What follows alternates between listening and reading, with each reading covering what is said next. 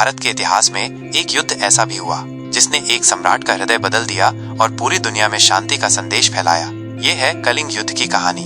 कलिंग एक स्वतंत्र, समृद्ध और शक्तिशाली राज्य था। आज का ओडिशा और आंध्र प्रदेश का कुछ हिस्सा प्राचीन काल में कलिंग के अंतर्गत आता था। यह राज्य व्यापार और कला के लिए प्रसिद्ध था और सबसे महत्वपूर्ण अपनी स्वतंत्रता के लिए। उधर मौर्य सम्राट अशोक, जिन्होंने अपने साम्राज्य का विस्तार लगभग पूरे भारत में कर लिया था, सिर्फ कलिंग स्वतंत्र बचा था।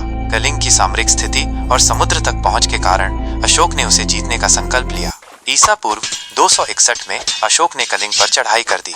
कलिंग के वीर योद्धाओं ने स्वतंत्रता के लिए डटकर मुकाबला किया। धरती कांपी, तलवारें टकराईं, तीरों की बारिश हुई, लेकिन अंत में मौर्य सेना भारी पड़ी। परिणाम भयावह था।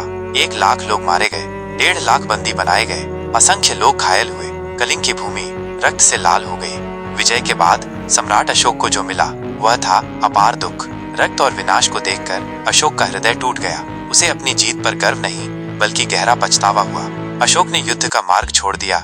उसने बौद्ध धर्म अपनाया और धम्म यानी धर्म के रास्ते पर चलने का संकल्प लिया। अब अशोक का जीवन युद्ध नहीं बल्कि करुणा, सत्य और अहिंसा का संदेश बन गया। कलिंग युद्ध ने केवल एक सम्राट को नहीं बदला बल्कि इतिहास की दिशा ही मोड़ दी। आज भी भारत के राष्ट्रीय चिन्ह अशोक चक्र में उसी सम्राट की प्रेरणा बसती है। कलिंग युद्ध एक ऐसा युद्ध जिसने लाखों की जान ली लेकिन एक सम्राट को महान बना दिया। यही है इतिहास का सबसे खूबसूरत मोड़।